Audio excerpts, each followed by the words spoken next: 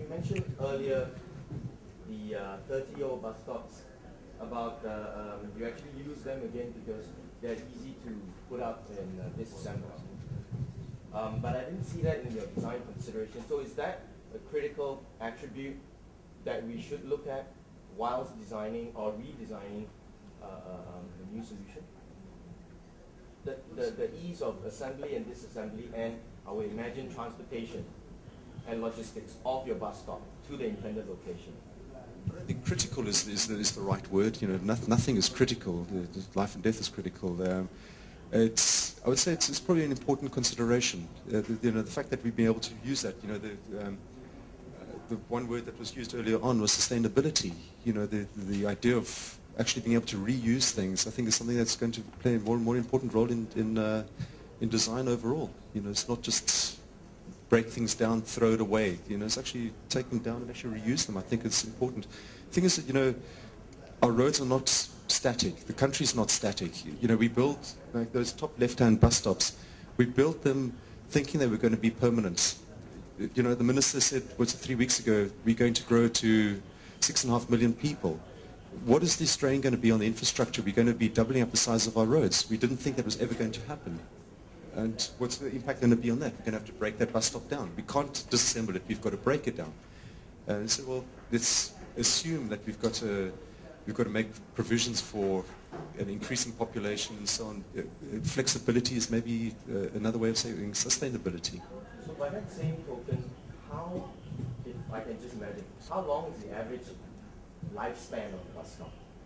I mean, how far do we need to project in the future for the bus stop? For example, is it 30 years like you mentioned? These were like in the 70s. So these are today. Would 30 years be a good gauge of how far we need to project our design into the future? I'm just trying to get my head around the problem. Right. As of today, the shelters that's put up lately, the new batch of 3,000 is around 30 years. Yeah, 25 years, 30 years. Yeah. Thank you for your questions. We'll try to limit about two questions for each session. Yeah. Yeah. Yes. Yeah. Okay. Right. Thank you, Adrian. Thank you, Cheng Yao. The next two items, the first one is very close to my heart. It's playgrounds, public playgrounds. Lots of talk about it. It has got to be more engaging, more inspiring. And the second item is mailboxes.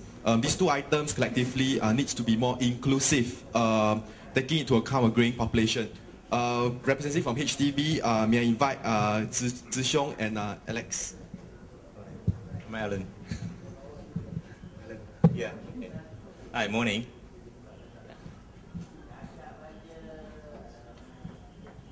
Oh, okay.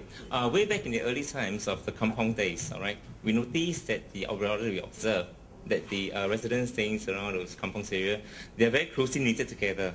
Why? Because some of the facilities provided in the kampong, for example, those are like play facilities, whereby the children actually gathers around together. That actually helps to actually encourage and then draw closer the community, the cohesiveness between the neighbors. All right. So moving from 60s into this residential blocks, all right. Not forgetting this one of the key elements in our public housing. That's where we actually incorporate these playgrounds equipments into our new so-called projects. Right. Back in the early 60s, all these playground equipments were actually custom-made and designed for it. Right. But some of the problems that arises from it is that they're not that durable because the time then they just rely on just painting. So just after a couple of years, the paint will just delaminate and then it rusts. And if you look at this picture here that shows very clearly, all right, actually the floor is just concrete surfaces. And I was actually one of those little kids then who actually climbed up those things and then fell down, and I remember getting a little bumps on my head. Okay, so these were some of the so-called concerns then for those playground equipments back in the 60s that were provided for.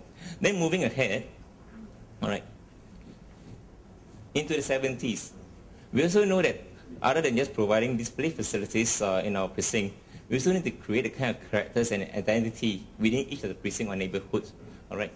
And that's why all these subsequent batches of design, whereby it had those features of dragons and all this stuff comes along, all right, is to create more identity and characters to the precinct there. If you notice now, on the pictures on the left, all right, the floor materials actually are sand. this is actually to address the safety concern of the little children when they're playing up there and then they fall down. All right, it's solely for that. However, another problem comes along with this because, you see, the sand over there is not that well contained. So there'll be some instances whereby the sand actually spills out into the footpath area, and that leads to other residents walking past there, slippery and fell down. You see.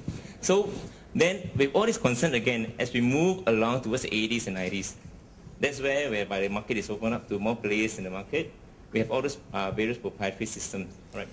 That is one of the earlier ones, whereby they actually emphasize more on the so-called colors and also safety, because they actually move away from those concrete surfaces as well as metal surfaces into those plastic-coated materials over there. It not only enhances the safety for the children to play, and also even during the hot weather, the surfaces of the metal is not as hot as compared to concrete or even metals. Even on the flooring system itself too, all right? They're actually going for these rubberized flooring materials. It's more durable, it's actually stay intact over there. And it can also address the safety concern when the children fall down to receive the kind of impact from them, all right? All right. Then subsequently moving along, there's more players coming to the market. They open up to those players, those pliers in the Europe part. That's why we actually have a wider range of all these facilities comes about. And gradually they're actually moving beyond just playground. They're moving into those fitness equipments too, more for those health conscious residents. Okay. So those features are basically at this center portion here. In some of those typical equipments meant more for fitness purposes. All right, so after that, what do we go on from here? As all of us know, most of us are is it most of us, okay, probably? By year 2030, we'll be falling into the elderly spectrum, all right? Okay, so what do we have over there then? I mean, we can't play those playground for the little kids, right? So actually what we're actually advocating now is that we should actually include those playground or those play equipment. Is it considered play? Okay, some equipments for the elderly, all right? Okay, so these are our current, some of these are preferred design consideration that we have in mind now for the next so-called spectrum of play equipment for our public, all right? Firstly, the playground equipment should be designed for the young generation, all right? I need to qualify here, not just young as in 3 or to 10 years old, right? We're talking about even a wider spectrum, all right? Basically 3G, I mean the young, the middle age, or even the elderly, all right? And of course, we need to have those fitness stations too, all right, for those health conscious guys. And not to forget, we intend to, we'd like to have probably about 25 to 40% of those equipments for the handicapped, all right? Because now we're going to universal design, all right? Because we should not forget those people on wheelchair, especially these need some sort of equipment to keep themselves healthy and then moving along, all right? Basically what we actually want is that the play equipment to meant for a wide spectrum of user of wide age group and different so-called physical ability or disability, all right? Okay, looking to the location-wise, okay, we would like these so-called equipments ideally to be located in the center of the precinct. I'm not sure whether this falls within the scope or not, because if you're looking just into the design of the equipment itself, then this is not. But if you're looking further into how this play equipment relates to the surrounding blocks, right, then this is very important. Why we need it to be in the central space of the precinct? As what I mentioned right up front, the play equipment is an important feature that actually draws the community together, community cohesiveness and bonding, all right? And also why it's easier to be supervised by those parents if they see their little children playing in the central space there, all right? And as I mentioned earlier, accessibility for wheelchair, especially for elderly, all right? Now going into a bit more mundane, that's the materials and the design aspect, all right? As much as we want the playground to be fun, interesting, educational, I mean to be exploring by the user, we should not always compromise on safety, all right? And being in the open space there, it needs to be designed and detailed so that it can actually be more vandalism free, all right?